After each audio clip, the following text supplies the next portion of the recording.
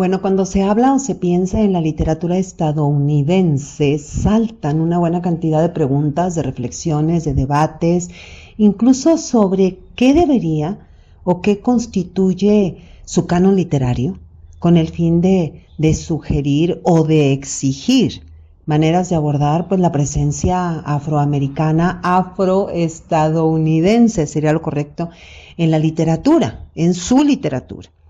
Entonces demos una ojeada, ¿no?, al canon estadounidense desde la voz de mando del crítico estadounidense Harold Bloom. A ver, ¿quiénes están en el canon?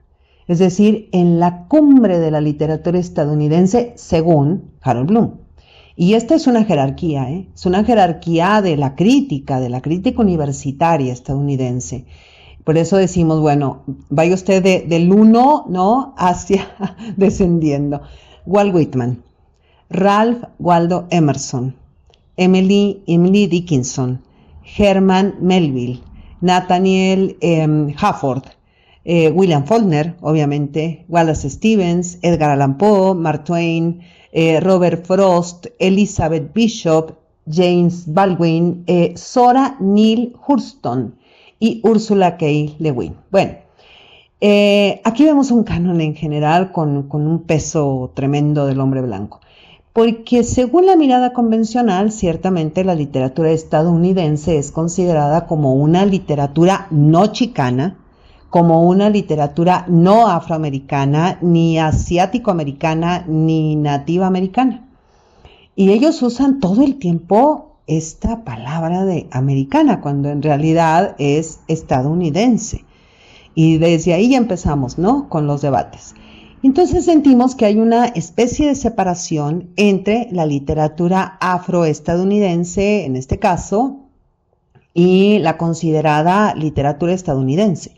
Y a pesar de que mires los esfuerzos de historia literaria recientes o de la reestructuración de los programas de estudio en las grandes universidades estadounidenses, incluso de las antologías, donde ya se han incluido mujeres, incluso una de ellas, la que acabamos de mencionar, el canon, ¿no?, una de ellas es afroestadounidense y bueno, este es el tema de debate.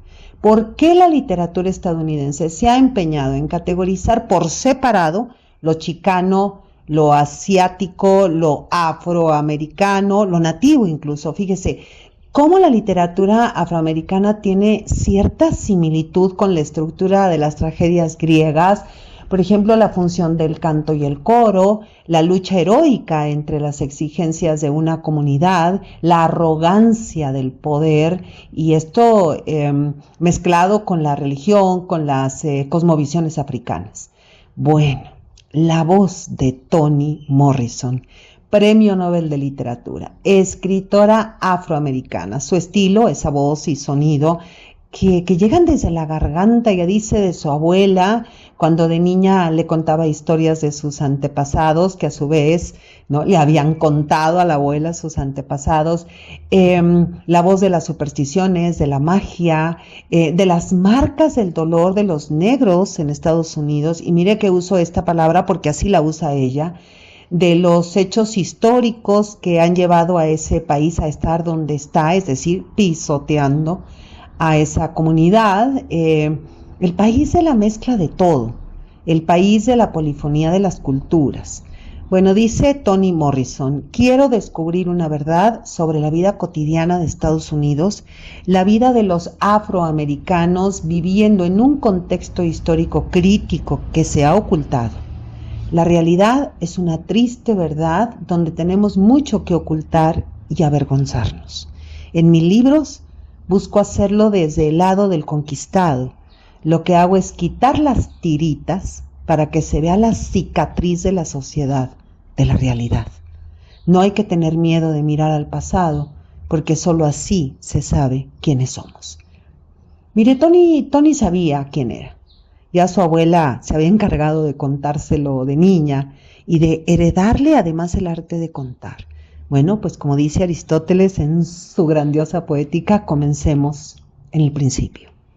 Toni Morrison nació el 18 de febrero de 1931 en Lorain, Ohio, Obtuvo el Premio Nobel de Literatura en 1993 y falleció el 5 de agosto de 2019.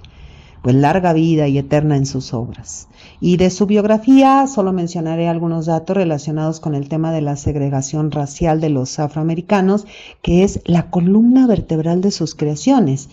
Toni Morrison, aunque nació en una zona semi-integrada, la discriminación racial era, y tendríamos que preguntarnos si sigue siendo una amenaza constante. Cuando Toni, ella cuenta, tenía 2 años, el dueño del edificio de apartamentos de su familia incendió su casa mientras estaban dentro porque no podían pagar el alquiler, imagínense.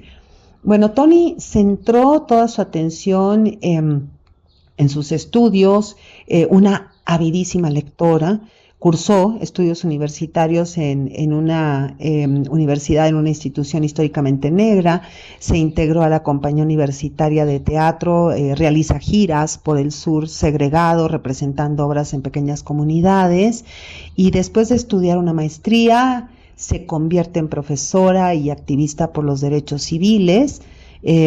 Posteriormente, comienza a editar libros de autores afroamericanos. A los 39 años publica su primera novela, titulada en español Ojos Azules, y después, 3 años más tarde, publica su segunda novela, titulada Zula, que fue nominada al Premio Nacional del Libro, y con su tercera novela, publicada en 1977, Toni Morrison se va a convertir en una autora de renombre, con la obra La canción de Salomón, que recibió elogios de la crítica y el premio del Círculo Nacional de Críticos Literarios, obviamente en Estados Unidos, en 1987, y esto es lo que nos tiene aquí, publica su novela Beloved, basada en la historia real de una mujer afroamericana esclavizada.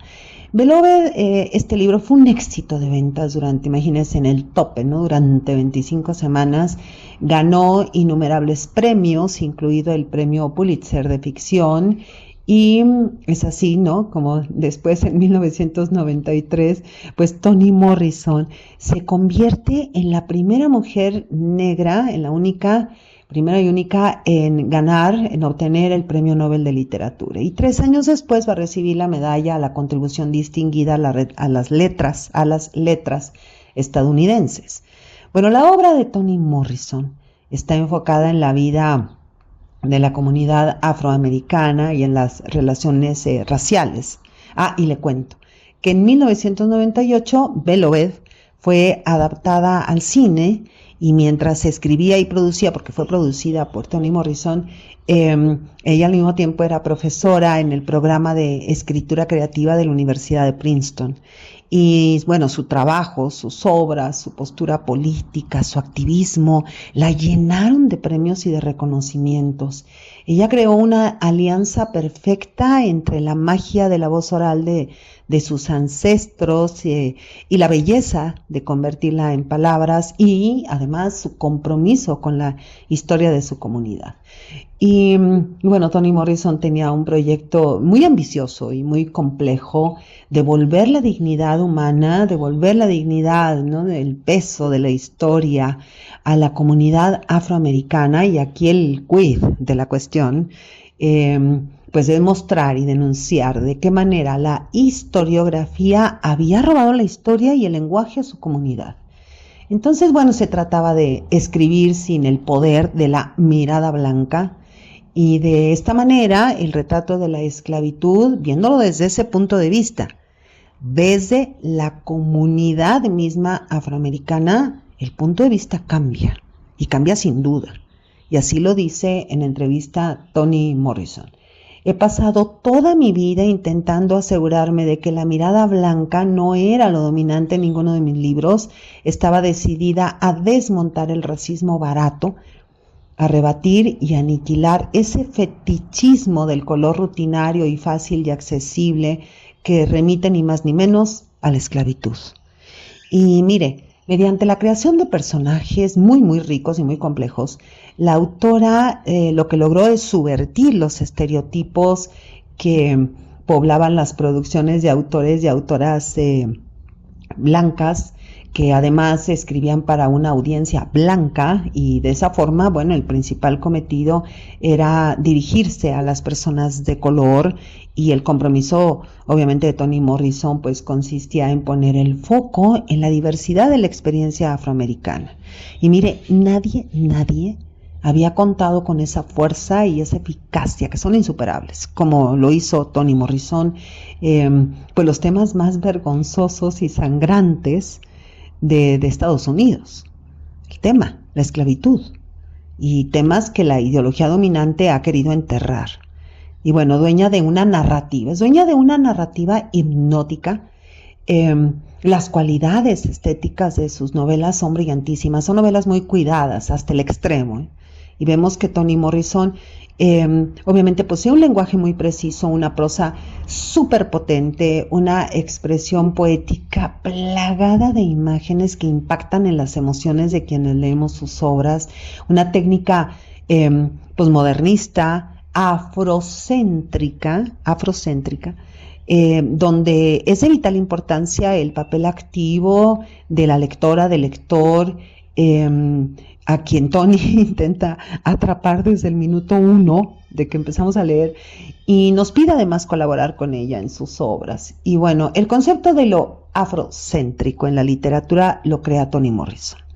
Y consiste, bueno, en adaptar las características de la tradición oral africana y la afroamericana a la novela occidental contemporánea, para representar pues las experiencias de la comunidad afroamericana, de su propia comunidad, y mantener viva la herencia cultural. Además, Toni Morrison crea una narrativa circular fragmentada en la que tiene muchísima importancia la reiteración, como si fuera el coro griego, y el flujo de la conciencia. Es una narrativa que se vale de la imaginación, la metáfora, los sueños, la memoria, los recuerdos, los diferentes puntos de vista que muestran posiciones individuales de sus personajes, y son personajes que nunca están polarizados, y que siempre son como personajes colectivos que están en una constante interacción con su propia comunidad. Y otra característica muy importante de sus novelas es la de nombrar las realidades para mostrar los terribles discursos de poder de su país. Y para lograrlo, bueno, acude a la mitología clásica, a la mitología africana, acude a los juegos de palabras, a la ironía. Y una crítica mordaz, que para qué le cuento. Y entre las particularidades de su técnica destaca muchísimo el uso del discurso oral, junto con la inclusión de mitos, para realzar precisamente historias transmitidas, ¿no?, de generación en generación, que proceden desde África, y también, ¿no?, desde las tierras de la esclavitud, las tierras sureñas, los campos del horror, los campos de algodón. Bueno, además Toni Morrison mezcla códigos africanos con los afroamericanos, como le cuento, como la música, la danza, incluso pasajes bíblicos, lo mágico, los ancestros, el simbolismo. Mire, todo un sincretismo que despierta en quienes leemos sus obras, pues despierta muchísima admiración, mucha expectación. Y Toni reflexionó, intelectualizó, analizó, para desterrar y mirar, pero de frente y sin velito. Mirar de frente un pasado que se ha intentado enterrar, olvidar, ocultar. Dice Toni Morrison en entrevista: he conseguido algunos logros en el uso del lenguaje, la mezcla de lo coloquial y lo culto separado, para hacer como dice, una tercera lengua elocuente, viva, bella, que tiene gotas de realidad y de sangre. Creo además que hay un estilo propio en el modo de dosificar, de retener la información para que el rompecabezas se vuelva gradualmente, se va resolviendo, y el suspenso se mantenga hasta la última página. Bueno, una de las novelas de Mesita de Luz, esas que decimos, esas novelas que siempre tenemos cerca, ¿no? Esas novelas a la que una vuelve, porque son novelas que no decepcionan. Y una de esas novelas de Mesita de Luz es Beloved. Y no porque la autora Toni Morrison sea premio de literatura, premio Nobel, ni porque la novela haya sido galardonada con el Pulitzer de ficción, sino porque es una obra perfecta, escrita con poesía, con una tremenda genialidad literaria, con el cuidado de las formas. Beloved tiene como algo de realismo mágico de Gabriel García Márquez, está ambientada después de la Guerra de Sucesión Americana, está inspirada en una historia real, en la historia de la esclava afroamericana Margaret Garner.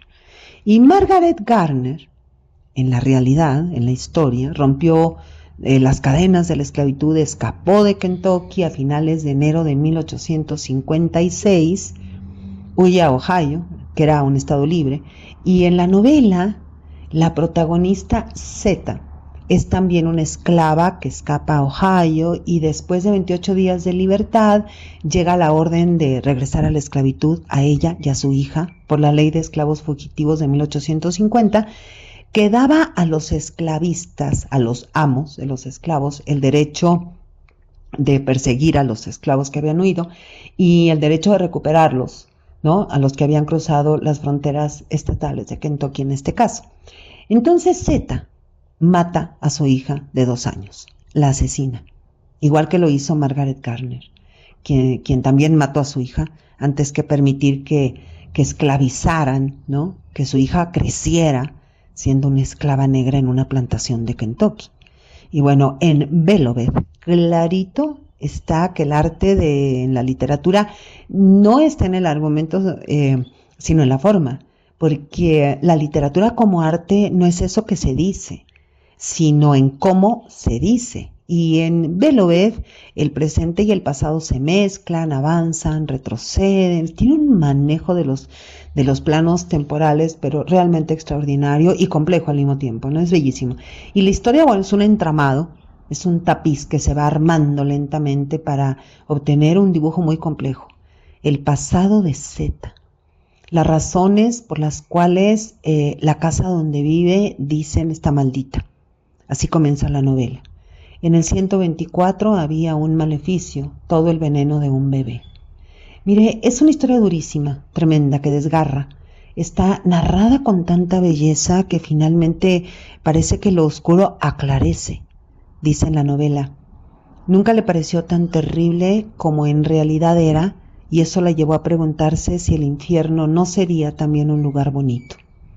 Entonces vemos que en Beloved se siente que las palabras tienen peso, que no quedan en la superficie, porque no solo son imágenes fuertes, sino que son imágenes pesadísimas. Mire, en la literatura lo fuerte golpea, pero no perdura. El peso arrastra, hunde, marca, queda y perdura, como Beloved. Esta novela publicada en 1987, una obra maestra fundamental que revela el impacto psicológico y generacional de la esclavitud a través de una historia de amor materno, de traumas, de fantasmas. Es como un pájaro enjaulado, liberado del silencio de la trata de esclavos poscolonial de Estados Unidos. Es un homenaje a los 60 millones o más de africanos y afroamericanos que fueron esclavizados y que vivieron el dolor y vivieron brutales experiencias. Entonces, Beloved, así se llama la hija de Zeta, Beloved. Bueno, esta niña que fue asesinada por la madre se convierte en fantasma. Y hay aquí todo un debate en la crítica de usar o no la palabra mató a su hija o asesinó a su hija, sino también de cambiarla, de decir, la liberó. No es que la haya matado, no es que la haya asesinado. Para Zeta no fue un asesinato, fue una liberación. Y si usted ingresa, ¿no?, en las redes y busca ese juicio, el juicio de Margaret Garner, se va a dar cuenta que era lo que ella precisamente, ese discurso de defensa, bueno, que no le permitieron a ella hablar, pero que se puso en el debate, ¿no? ¿Es un asesinato o es un acto de defensa, es decir, de liberación? Un acto de liberación. Liberar a su hija de un futuro de esclavitud. Y bueno, Beloved, esta hija liberada de la esclavitud, mediante, ¿no?, el acto de que la madre le ha dado muerte, se convierte en fantasma. Beloved se convierte en fantasma, pero metafóricamente es el fantasma del pasado. Y, y bueno, Zeta, la madre, ¿no? La madre que ha liberado con la muerte a su hija de la esclavitud, todo el tiempo está trabajando, ¿no? Trabajando, pero de una manera tremenda, y ella misma lo dice, para superar el pasado. Pero ella se da cuenta que es imposible superar el pasado, porque ella está encantada con el fantasma de su hija Beloved, y ese fantasma es una fusión de pasado y presente. Además, bueno, la presencia fantasmal de Beloved también es una presencia fantasmal colectiva. Dice en la novela, no hay casa en el campo que no esté repleta hasta el techo con el dolor de algún negro muerto. Es terrible. Y mire, Toni Morrison nos exige mucho, porque la obra exige nuestra participación con los personajes conmocionados, porque en la novela la verdad solamente se encuentra a través de la agonía. Entonces, bueno, entre más, Beloved reconstruye una memoria silenciada, narra la historia desde adentro, y Toni Morrison le da voz a las personas mediante estos personajes cuyas historias fueron borradas, desmembradas por la subyugación, como es el caso de Margaret Garner. Además está el dilema de la maternidad, como ya le comentaba. ¿Fue un asesinato o fue un acto de liberación? Todo un tema, ¿eh? Y vemos que la protagonista Zeta es una madre que comete para muchos un acto atroz, igual que lo hizo Margaret Garner, para salvar a su hija de una vida de esclavitud.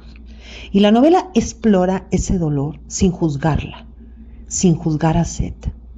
Y plantea, ¿no?, hasta dónde puede llegar el amor desesperado de una madre.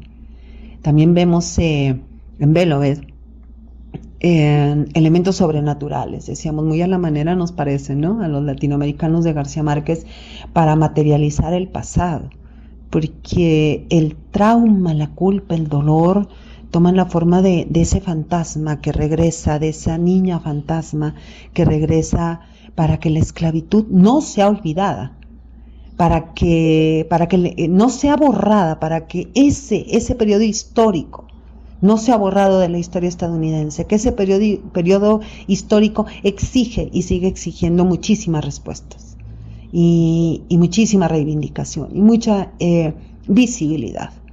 Y Beloved es una de las novelas más importantes del siglo XX y de la actualidad, porque nos sumerge en un torrente de emociones crudas. Va mostrando que para sanar el presente hay que enfrentarse a los fantasmas del pasado. Y Beloved es el fantasma del pasado, decíamos, es esta hija que fue salvada por su madre de la esclavitud. Mire, Toni Morrison descolonizó el canon estadounidense. Es la primera y occidental, la primera y única mujer afroamericana en ganar el Premio Nobel de Literatura en 1993. Toni Morrison visibilizó la historia, el dolor y la fuerza de la comunidad afroamericana, o mejor dicho, afroestadounidense. Además, abrió el camino para que autoras y autores contemporáneos de la diáspora africana y grupos marginados escriban desde su propia identidad, figuras como muy actuales, ¿no?, como Chimamanda Ngozi Adichie o Zadie Smith, que reconocen a Toni Morrison como su guía intelectual. Y mire, las obras de Toni Morrison son extraordinarias. Es una técnica literaria hermosísima, combina lirismo, lo que llamaríamos realismo mágico, ¿no?, que para ella no sería realismo mágico, sino sería una religión africana, o ideologías africanas o creencias africanas, y la mezcla con la polifonía de la tradición oral africana, ¿no? Y bueno, entre más. Y sin duda, bueno, son obras que guían a las nuevas generaciones de escritores, de escritoras, en cómo narrar traumas complejos con una belleza deslumbrante. Dijo Toni Morrison: ocultar elementos del pasado perturba toda la vida y debe confrontarse para aspirar a una vida digna y feliz. Soy Margarita Díaz de León, Literatura en Espiral.